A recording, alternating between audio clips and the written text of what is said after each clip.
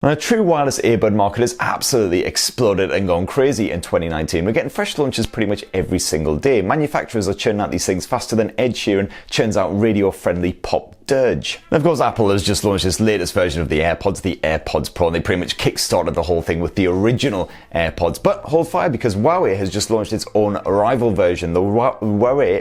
Let's try that one again. The Huawei Freebuds 3. They cost 169 quid here in the UK, and I've been using them for over a week now as my personal earbuds. So let's see how they stack up to the likes of the AirPods and whether you should consider a purchase. And for more on the latest greatest tech, including lots of true wireless earbuds reviews, please do subscribe and ding that notifications bell. Cheers. So first up, yes, the design of these things is very, very familiar to anyone who's accustomed with the Apple AirPods, so a comparison is pretty much unavoidable. However, I like the fact that you can get the FreeBuds in either black or white, so at least you've got a bit of choice, and I do like these little metal tips down below as well. It helps to break up that design a bit and just set them apart, make them a bit more distinctive. And the FreeBuds 3 just slip on into your lug holes like so, nice and simple and straightforward, and they're pretty comfortable to wear for a while at least because of that light and comfortable form factor. However, I do find that I get a bit of inner ear fatigue after wearing them for a couple of hours. It's the same with all of these hard shell style products, anything without a rubbery silicone tip. I just find it kind of scratches and just rubs ever so slightly against my inner ear, and then after those couple of hours starts to feel a little bit meh. So if you're looking for a pair of true wireless earbuds to rock all day long, I'd definitely say look for something with a silicone tip instead, but these things are perfectly fine for just like a long commute, chuck it on while you go down the shops, things like that. As I say, nice and comfortable. They never felt like they were going to slip out either, even when I was like jogging, doing a bit of head bopping. And as usual, just to prove it, headbang test.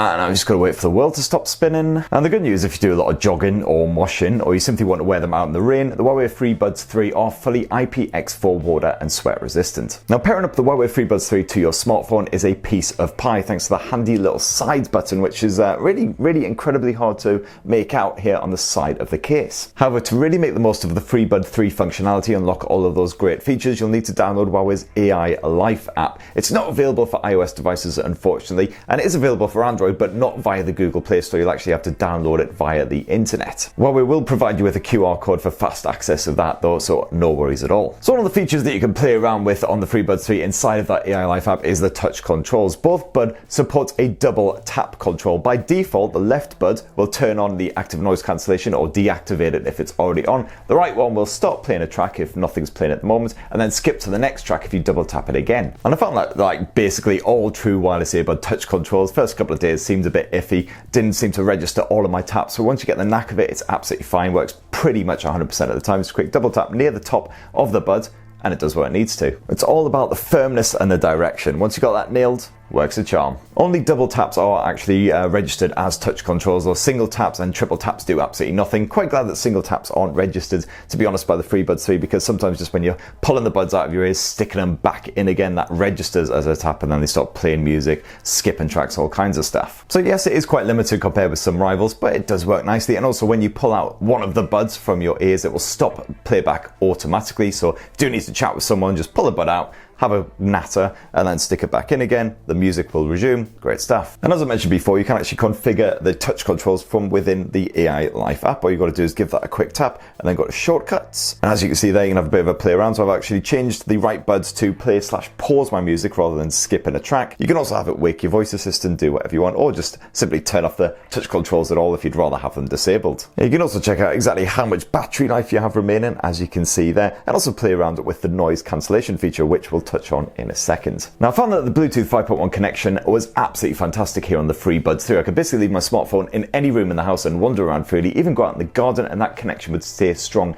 and stable, not a single stammer or stutter at all. Unfortunately, at the time of writing, only Huawei smartphones rocking the latest Motion UI 10 OS can benefit from the low latency 190 milliseconds delay. If you've got an older MIUI 9 handset or a different Android handset altogether, then that will not apply. I was testing mostly on my P30 Pro, which has been upgraded to a MIUI 10. I certainly didn't notice any issues with latency whatsoever. When I was watching a video or something like that, it was all perfectly in sync. It was definitely great stuff. As for the actual sound quality, well, I felt the Huawei Freebuds 3 were perfectly respectable in that area as well. Certainly comparable to most rivals around this sort of price point, just as good if not better than the AirPods 2. Even rock and metal music sounded pretty good through these things, which is quite rare for this sort of design. Normally you've got to get the big fat true wireless earbuds to get that kind of performance. Certainly the likes of drums, slaps, things like that came through nice. Of course, bass, not quite as strong as some rivals like the AirPods Pro, but of course that's a much more expensive option. Of course, one of the more unique features of the Huawei Freebuds 3 is the fact that it's got built-in active noise cancellation, something that's quite rare to find in this sort of form factor. You'll know when this is active as you'll get that familiar very low hissing sound which you'll just about be able to make out, and some external sounds will be dampened, but unfortunately the overall effectiveness isn't great because you don't get a proper seal afforded by something like an actual silicone tip. So while the active noise cancellation definitely does do something, unfortunately when you're on a tube or a train or some busy external environment, you get lots of that noise trickling through, so you'll have to boost up the volume a bit to really clearly make out your music, your audiobook, whatever you're listening to. Let's hope that Huawei puts out some Freebuds 4 sooner rather than later to offer the same sort of style as the AirPod Pro, a proper silicone tip to offer an actual seal and therefore block out more external noise, make that active noise cancellation really effective. And as I briefly sort of hinted at earlier, the AI Life app does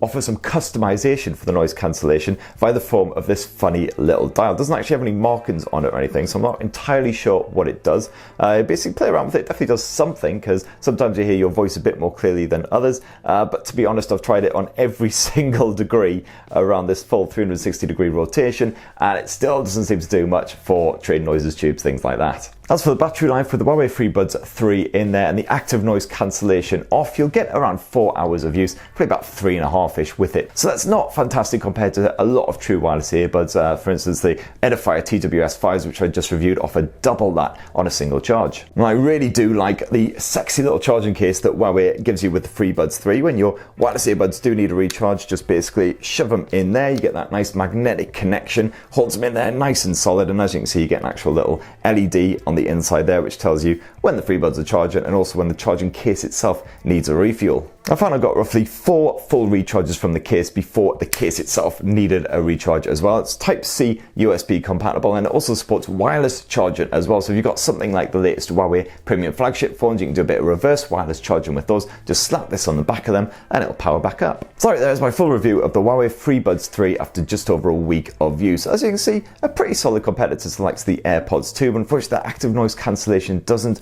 do as an effective a job as it would do if it had those proper silicone tips. That would also help with the all-day comfort levels as well. So if you're still tempted by the Freebuds 3, definitely let us know in the comments down below and check out my other reviews of lots of other true wireless earbud options. The AirPods Pro are still my favourite, but they do cost a lot at around that £250 price point. So if you want a more budget-friendly affair, the likes of the Edifier, something like that will do you much more nicely. And please do poke, subscribe and ding that notifications bell for more on the latest and greatest tech. Cheers everyone, love you!